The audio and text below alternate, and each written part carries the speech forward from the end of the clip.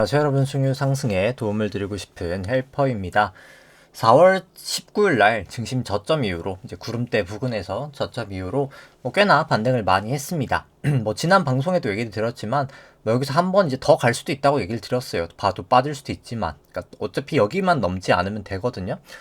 근데 이제 계산을 해보니까 이 상승분에 대해서 이제 A, B, C로 해서 계산치가 이제 거의 맞는 수치에 딱 도달을 했고요. 그래서 아마 오늘이 저는 고점이지 않았을까 생각을 하고, 미국도 사실 보시면은 여기서 이제 도지 모양을 나오면서 이 떨어졌던 부분에 대한 이제 ABC 조정이 끝이 나고, 그리고 이제 여기서 말하는 조정이란 이제 꼭 떨어질 때가 조정이 아니라 내려가는 게 이제 주추세일 때는 내려가는 걸 이제 충격 파동이라고 하고, 반등하는 파동을 이제 조정 파동이라고 합니다. 그러니까 원 방향이 이제 충격 파동이고 그걸 이제 되돌려지는 파동이 이제 조정 파동이라고 보시면 되겠죠. 쉽게 말해서 이제 올라가고 있을 때는 이게 이제 충격 파동이고 이게 조정이지만, 지금은 저는 내려가는 파동이 주라고 생각하기 때문에 충격 파동이 내려가는 거고, 지금 A, B, C로 조정 파동이 딱 나고 있다고 생각을 합니다. 이제 뒤에 사실 좀 근거들은 조금 더 자세히 보도록 하고요. 일단 오늘 진행 순서부터 보도록 하면은, 코스피 오늘 한 0.4% 정도 상승을 하면서 마감이 됐고요. 코스닥은 한 0.1% 정도 상승을 하면서 마감이 됐습니다. 수급 같은 경우 살펴보시면은 S&P 투기적 순 포지션 같은 경우에는 이제 롱 포지션이 조금 더 감소되고 있는 상황이고요. 나스닥도 마찬가지입니다. 특별한 움직임은 없었고요. 그 다음 이제 코스피 수급 같은 경우 보시면은 외국인이 조금 최근에 매수를 조금 해서 증시가 올라간 부분이 있었고, 특히 이제 선물 쪽이 외국인이 확실히 좀 매수를 많이 했다라고 이제 보실 수 있습니다. 신용장고 추이 같은 경우에는 합산만 보여드리도록 생략하도록 하고요. 코스닥 같은 경우에는 조금 더 외국인보다는 사실 개인이 수급이 강하고, 선물 쪽에서 소폭 매수를 돌리긴 했지만 아직까지 규모는 좀 미미한 상황입니다. 코스닥 같은 경우 개인의 수급이 조금 더 절대적이다라고 보실 수는 있을 것 같고요. 선물 같은 경우가 조금 기관이 선물이 들어왔다, 이제 이렇게 보실 수 있습니다. 코스피 코스닥 합산 신용장고 같은 경우에는 19.3조 정도 되면서 지난주 대비해서 크게 변동은 없었습니다. 한 1200억 정도 좀 증가가 됐다라고 보실 수 있고요. 삼성전자 같은 경우에 이제 DXI 이제 반도체 가격 지수 같은 경우에 계속해서 좀 올라가고 있긴 하고요. 조금 약간 기울기가 좀 떨어지고 있긴 하고, 다만 기대 수익률이 여전히 너무나 비싸긴 합니다. 그래서 저는 결국은 조정을 보일 수밖에 없지 않나 라고 생각을 하고 있고요. 수급 쪽은 종료하고 그 다음에 이제 ECB 쪽 보면은, 이제 자산부채 보면은 일단 계속 대출 쪽은 좀 감소가 되고 있는 게 좀 눈에 띄고요. 이제 이게 다 감소가 되고 나면 금리 6월엔 내릴 수 있겠습니다만 결국 QT를 다시 해야 된다. 그게 이제 관건이겠다. 이제 ECB도 보시면 될 것 같고 BOJ 같은 경우에도 결국 자산 매입을 축소를 넘어 이제 중단에 이르게 될 수밖에 없을 거라고 보여지고요. 아직까지 자산은 그냥 좀 약간 완만한 증가세 그 정도라고 보실 수 있습니다. ECB 쪽하고 BOJ 것도 꺼버리도록 하고요. 그 다음에 이제 매크로 쪽은 이제 ISM 제조업, 비제조업 같은 거, 비제조업 조금 낮게 나왔고, 제조업 같은 경우에도 특별하게 아주 살짝 좀 내려오는 모습 그 정도를 보였었고, 그 다음에 이제 특히나 S&P 대비해서 이제 글로벌 GDP로 봤을 때 사실 과거에도 여기까지 고점을 놨었는데 거의 비슷한 수치죠. 거의 비슷한 수치까지 간 이후에 좀 증시가 결국 조정을 보였고, 지금 좀 되돌림 반등이 있었지만 결과적으로 다시 좀 하향 곡선을 그리지 않을까 좀 보여지는 상황이다 라고 보여지고요. 그 다음에 지수 일단 매크로 등등 보고, 그 다음에 이제 좀 연준 대차 대조표 좀 보도록 하죠. 이제 1드갭 같은 경우에 보시면은 증시가 좀 반등했던 부분도 있고 금리도 있고 해서 살짝 좀 올라간 측면이 있습니다. 페드 모델로 봤을 때는 일단 여전히 좀 고평가 영역이라고는 보여지고요. 이제 긴 시결로 봤을 때도 여전히 좀 고평가 영역이다라고 보여주고, 그 다음 이제 코스닥도 마찬가지로 좀 고평가 영역이다라고 이제 일드갭이나 페드 모델이나 뭐 둘 다 보여집니다.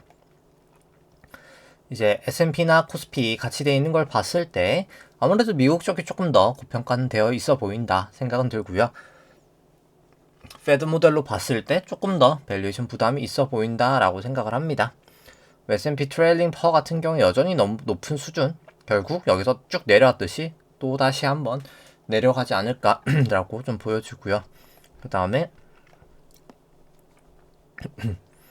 뭐 부동산 먼저 이제 뭐 간단하게 살펴보면은 뭐 PIR 여전히 너무 높습니다. 내려오고 있긴 하지만 과거 대비 너무 높은 수준이고, 미국 쪽 PIR은 뭐 더 심각하게 높은 수준이에요. 더 심각한 수준이고, 미국 실질 주택 가격도 여전히 너무 높은 수준이고, 코어랑 이제 그냥 사업용 부동산은 많이 빠지긴 했어요. 많이 빠지긴 했는데 결국 좀 더 빠지지 않을까, 여기까지 이제 그렇게 보여주고, 실질 서울 주택 가격 지수들도 여전히 아직까지 좀 너무 높은 수준이지 않나라고 보여집니다.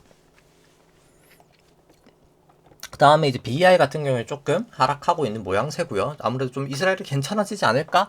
라는 사람들의 좀 기대감이 있는 것 같은데, 뭐 저는 그렇게 쉽게 되진 않을 거다라고 여러 가지 측면에서 좀 보고 있긴 합니다. 그 다음에 이제 실질금리 같은 경우도 이제 단기 쪽 빼고는 좀 하향 추세를 그리고 있는데, 아무래도 이 기준금리 좀 다시 내리지 않을까라는 사람들의 기대, 파월에 발언했다는 기대인데, 아무래도 매파적인 위원들은 또 이제 반대 의견을 개진하고 있죠. 이제 그 부분 때문에 또 오늘은 좀 금리가 튀고 있기는 합니다. 아주 많이는 아니지만요.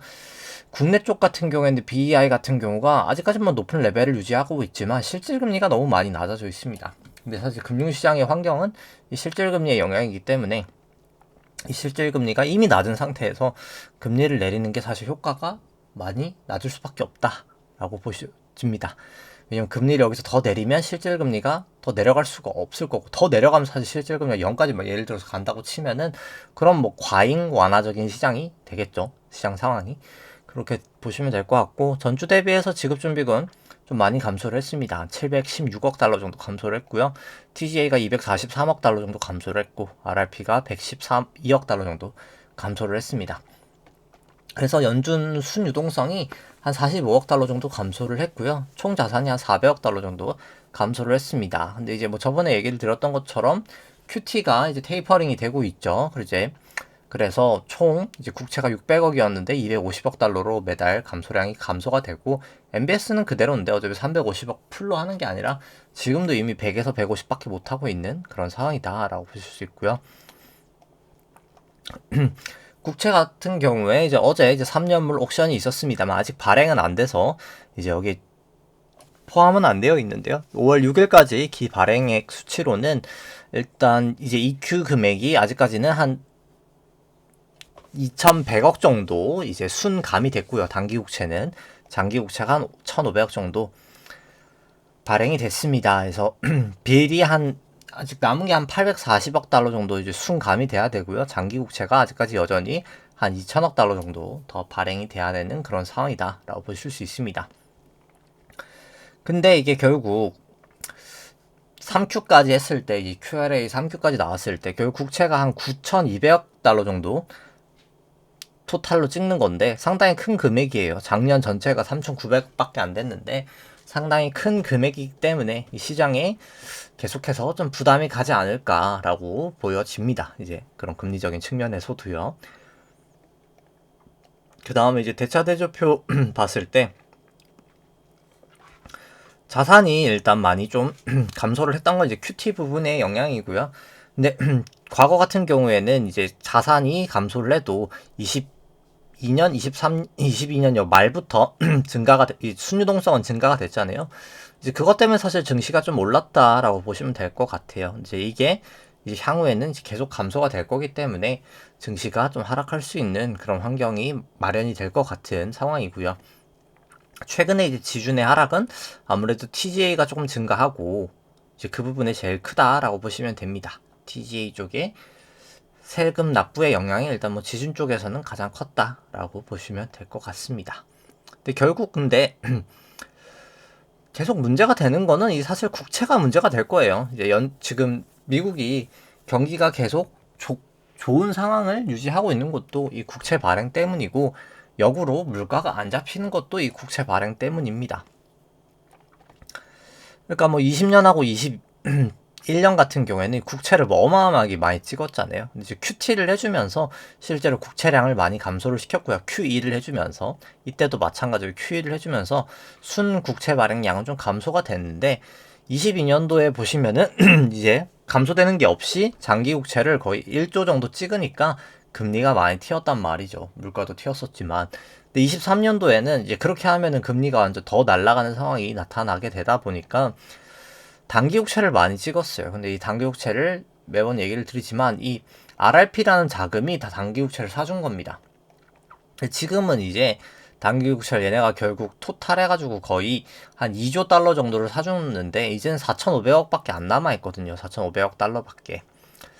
그래서 단기 국채 발행을 사실 계속 많이 못할 거고, 단기 국채 발행을 많이 못하면 결국 장기 국채를 많이 찍을 수밖에 없는 상황인 거죠.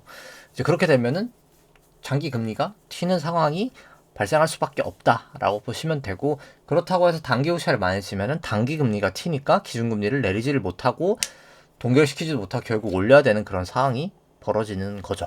이제 그렇다고 보시면 됩니다. 그 다음에 이제 일단 뭐 BDI, SCFI 둘 다 올라가고 있는 거 문제인 상황이고요. 근데 거기다가 사실 QT를 감소하면서 시장에서 이제 국채 발행 부담이 좀 완화가 됐습니다. 분기에 거의 한 1,000억 달러씩 완화가 됐다 해서 막 되게 좋아하고 있는데, 뭐 좋아할 수는 있는 건데 사실 마냥 좋아할 일이 아니에요. 이게 왜냐면은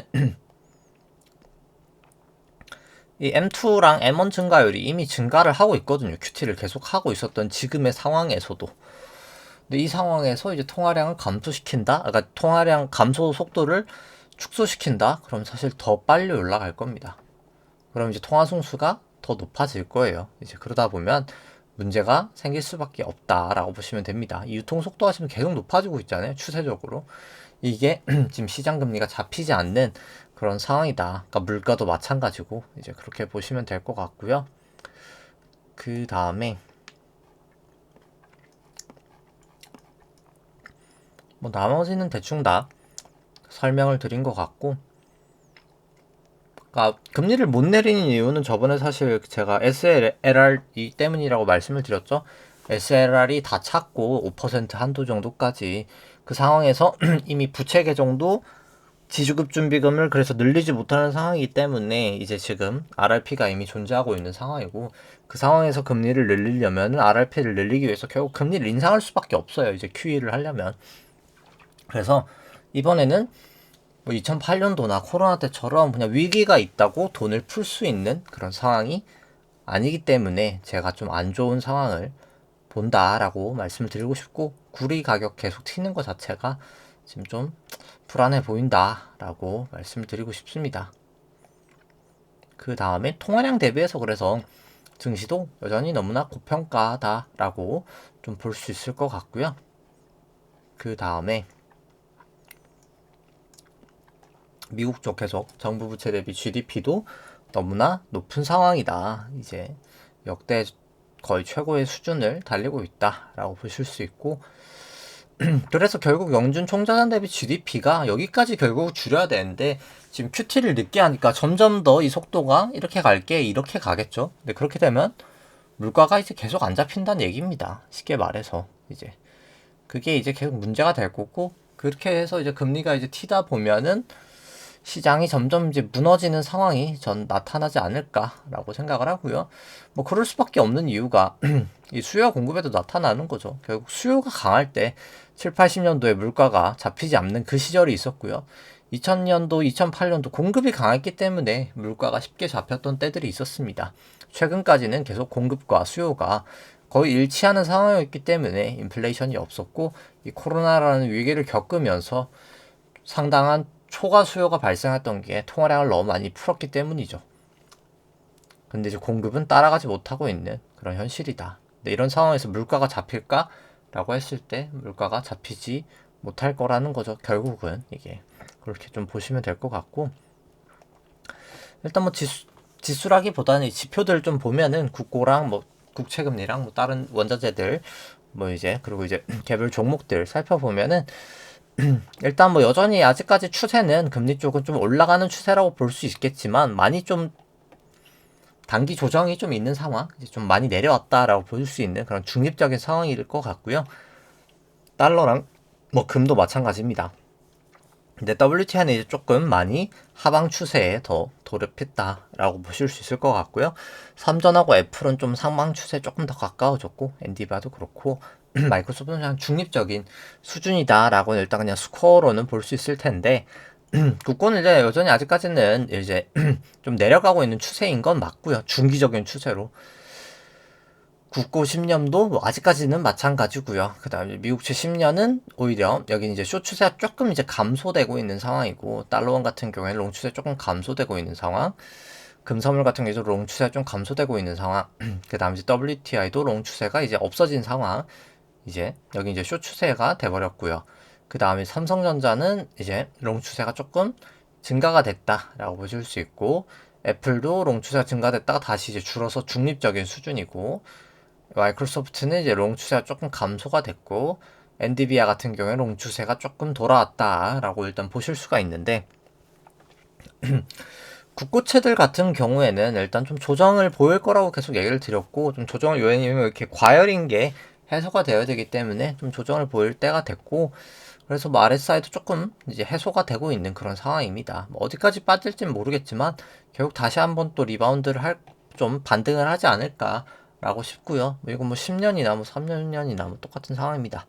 뭐 미국채도 뭐 마찬가지고요. 미국채도 과열이었던 게 조금 해소가 되고 있는 이제 그런 상황이다라고 보실 수 있고, 뭐 달러 원더 보시면은 아무래도 과열이었죠. 과열이었던 게 조금 해소가 되고 있는 그런 상황이다라고 보실 수 있습니다.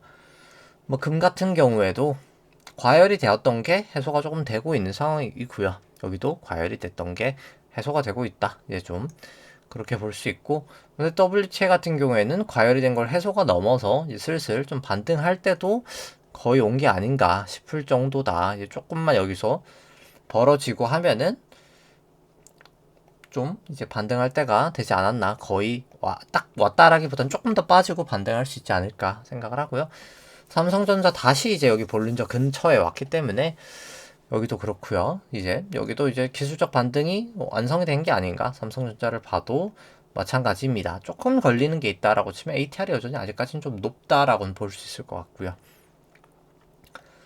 그 다음에 애플 같은 경우에도 모이고 이제 벌어지고 인 상황이기 때문에 여기도 그렇고 RSI도 슬슬 과열이고 뭐 거의 기술적 반등이 이제 끝난 게 아닌가 싶을 정도입니다. 이제 여기도 그렇고 이격도도 그렇고 슬슬 좀 기술적 반등이 거의 끝나가는 단계가 아닌가 싶고, 이제 마이크로소프트도 뭐 이 정도면은 뭐 조금 더 가도 뭐 이상할 정도까지는 아닐 것 같은데, 뭐 굳이 이제 여기서 뭐 더 들고 가고 싶은 레벨은 아니지 않나라는 생각이고, 엔비디아도 뭐 마찬가지입니다. 또 뭐 벌어지고 벌어졌기 때문에 좀 조심할 때지 않나. 이제 슬슬 여기서 기술적 반등이 거의 종료가 되어가는 그런 과정이 아닌가라고 보여지고요.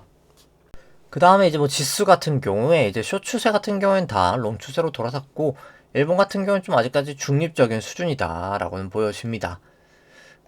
그냥 일본 추세로 보면은 이제 나스닥 같은 경우에 이제 롱 추세 조금 다시 좀 강해지고 있고요.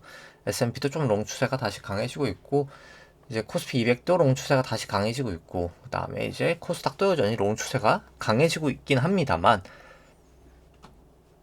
볼린저나 여러 지표로 봤을 때 모여 있고 벌어져 있고 한 모습을 봤을 때 여기 RSI도 슬슬 조심해야 될 때가 된 것 같은 그런 모습, 과열이 슬슬 되어 있어 보이거든요.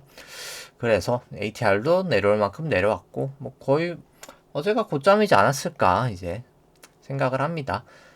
뭐 그 다음에 이제 120 선물로 봤을 때도 여기 이제 모이고 벌어지고 RSI 70 넘어가 있다가 내려오는 상황들을 봤을 때 확실히 어제가 좀 고점이지 않았을까라는 생각을 좀 하게 되고요. 그 다음에 이제 나스닥 100 같은 경우에 이제 일본 같은 경우에도 뭐 마찬가지입니다. 슬슬 다시 이제 하락을 할 때가 온 게 아닌가. 이건 이제 뭐 기술적 분석 때 조금 더 자세히 보겠지만 S&P는 뭐 생략하도록 하고요. 뭐 똑같기 때문에. 그 다음에 이제 코스피 200, 120분봉도 여기 모여 있고 벌어져 있고 해서 뭐 200까지 갈지 뭐 조금 더 봐야 되겠지만 일단 과열인 건 맞다. 여기도 RSI 70 넘어가 있고 과열이어서 결국은 하락할 때가 된 게 아닌가. 뭐 다 올 만큼 지금 와 있다 라고 보시면 될 것 같습니다. 코스닥 120도 뭐 마찬가지다. 네, 보실 수 있고요. 일봉도 뭐 특별하게 여기도 이제 벌어져 있고 모여 있기 때문에 여긴 200까지도 닿여 있기 때문에 뭐 사실 오늘이 참 고점이지 않았을까라는 생각을 하게 좀 되는 것 같습니다. 뭐 기술적 분석 때 이제 좀 더 보도록 하죠. 이게 보면은 결국 이제 코스피 200부터 살펴보면은 결국 여기서 이제 이게 1, 2, 3, 4, 5로 잘 하락을 했고 이제 그 부분에 대한 되돌림 파동을 지금 한 게 아닌가라고 생각을 합니다. 200일도 그렇고요. 그래서 되돌림이 얼마나 있었나 한번 생각을 해보면은 2파 되돌림이 그러니까 2파라고 볼 수 있겠죠. 이제 기간적으로는 85.7%뭐 기간 다 채웠고요. 반등도 82%까지 했기 때문에 다 잘 채웠습니다. 근데 이게 또 A, B, C로 했을 때 이 계산치 레벨도 딱 잘 맞거든요. 375 정도 나오는데 374.12니까 거의 레벨이 비슷하게 딱 나옵니다. 그래서 되돌림 반등도 지금 딱 잘 된 그런 모양새다라고 보실 수 있을 것 같고요. 코스닥 150도 결과적으로 여기서 이제 구름대를 넘지 못하고 요게 요만큼의 되돌림을 지금 반등을 한 게 아닌가라는 생각입니다. 그 다음에 이제 뭐 S&P도 마찬가지예요. S&P도 결국 보시면은 구름대를 넘지 못하고 이 A, B, C 반등이 끝이 나고 지금 하락을 하는 게 아닌가 싶고요. 여기도 이제 기간으로는 한 87% 정도 되돌림을 했고 레벨로는 한 71% 정도 되돌림을 했다라고 보시면 될 것 같습니다. 뭐 분봉상으로 봐도 뭐 사실 상당히 좀 깔끔하게 이번엔 좀 나온 게 아닌가 생각을 합니다. 여기가 이제 A, B, C 나와서 A 나오고 그다음 B 나오고 나서 그 다음에 이제 C로 해서 이렇게 파동이 나왔고 채널링 상으로는 뭐 살짝 넘어가 있습니다. 그래서 보시면은 복사를 했을 때 넘어가 있죠. 넘어갔다 이제 여기를 깨졌죠. 이제 하방의 시작이지 않을까 결국은 좀 생각을 합니다. 여기 이제 추세선이 깨졌죠. 요 라인이 그래서 A, B, C 라인이 이제 깨질 때 숏을 치면 되지 않을까. 왜냐면 이제 이거에 대한 한 파동이 끝나고 1파, 2파 반등, 지금 3파의 시작점에 있는 게 아닌가라는 좀 생각을 하고 있습니다. 뭐 나스닥 같은 경우도 뭐 똑같아요. 이제 여기 구름대를 넘지 못하고 결국 여기 도지 모양 나오고 후행 스팬하고 같이 이렇게 하락을 하지 않을까라고 생각을 합니다. 그 다음에 이제 뭐 비트코인 같은 경우에도 똑같습니다. 뭐 결국 여기 다시 넘지 못하고 하락을 하리라 이제 보여지고요. 코스피 안에 있는 내재 변동성은 상당히 많이 감소가 됐어요. 그래서 여기서 다시 이제 200일 이평에서 반등을 하지 않을까 생각을 하고요. 빅스도 마찬가지일 거라고 보여집니다. 필라델피아 반도체 지수도 여기 구름대를 결국 넘지 못하고 후행 스팬 역전된 상황에서 타고 가면서 좀 하락을 하지 않을까 싶고요. 니케이 같은 경우에도 결국 여기 기준선에서 걸리면서 이제 내일 이제 구름대를 확실히 이탈하는지를 좀 지켜보면 되지 않을까 싶습니다. 유로스톡스도 결국 디테일하게 살펴본다라고 치면은 이게 이제 A, B, C가 되겠죠. 플랫 모양으로 이제 N자라고 하죠. 플랫 모양이 나오고 이제 3파가 내려가지 않을까라고 생각을 하고요. 상해 종합 같은 경우에 항생 같은 경우에도 보시면 여기 볼린저를 타다가 이제 이 정도 이탈하면서 RSI까지 나온 걸 봤을 때 다시 하락의 시작이 되지 않을까 싶고요. 상해 종합도 뭐 마찬가지 않을까 싶습니다. 달러 인덱스는 이제 기준선에서 좀 반등이 되는 50일에서 반등하고 기준선을 반등하는 지금 그 정도 모양을 나타내고 있고요.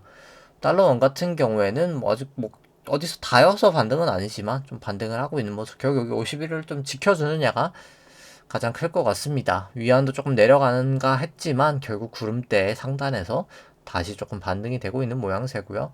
WTI는 이제 구름대와 여기 150일 기준선에서 좀 지지가 되고 있기 때문에 뭐 저는 이제 다시 좀 튈 가능성이 좀 높지 않나 생각을 합니다. 그냥 단순히 이것만 봤을 때는 이스라엘에서 뭔가 터지지 않을까?